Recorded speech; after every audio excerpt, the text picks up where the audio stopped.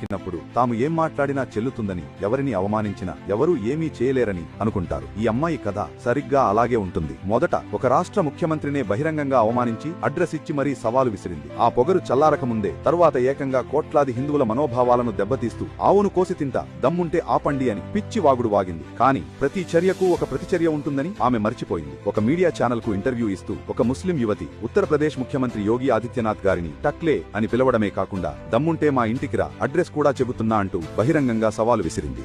वो टकले है इसलिए हम उसे टकला कहेंगे।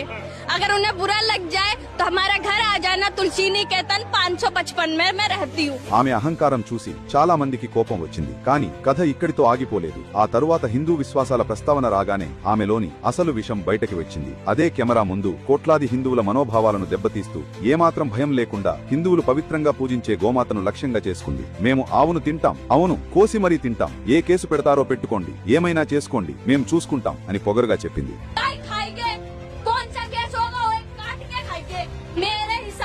हिंदू कोई धर्म था न है।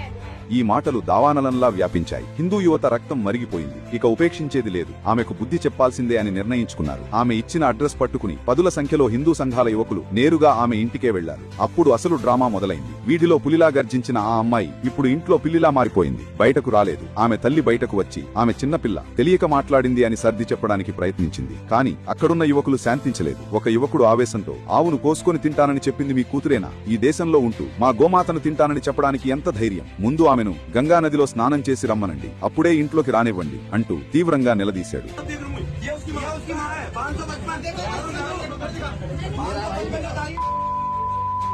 అక్కడి పరిస్థితి ఉద్రిక్తంగా మారడంతో పోలీసులు రంగప్రవేశం చేశారు. ఆ తరువాత మనం చూసింది పోలీసుల రక్షణలో భయంతో వణుకుతూ నడుస్తున్న అదే అమ్మాయి. ఆ పొగరు, ఆ అహంకారం, ఆ సవాళ్లు అన్నీ పోలీస్ వ్యాన్ లో గాలికి కొట్టుకుపోయాయి. చివరికి పోలీసులు ఆమెను అరెస్టు చేసి మత విద్వేషాలను రెచ్చగొట్టినందుకు కేసు నమోదు చేశారు. చూశారు కదా, దీన్నే అంటారు యాక్షన్ కి తగిన రియాక్షన్ అని. మన తెలుగులో చెప్పాలంటే నోటిదూలకి సరైన మందు పడింది. ప్రజాస్వామ్యం మనకు భావ ప్రకటన స్వేచ్ఛను ఇచ్చింది. కానీ అది ఇతరుల విశ్వాసాలను అవమానించడానికి కాదు. రెచ్చగొట్టే మాటలు మాట్లాడితే దానికి ప్రతిఫలం ఇలాగే ఉంటుందనడానికి ఈ సంఘటనే ఒక పెద్ద ఉదాహరణ. ఈ విషయంపై మీ అభిప్రాయం ఏంటి? రెచ్చగొట్టే మాటలు మాట్లాడిన వారికి ఇలాగే బుద్ధి చెప్పాలా, లేక చట్టాన్ని చేతుల్లోకి తీసుకోవడం తప్పంటారా? కింద కామెంట్స్ లో మీ అభిప్రాయం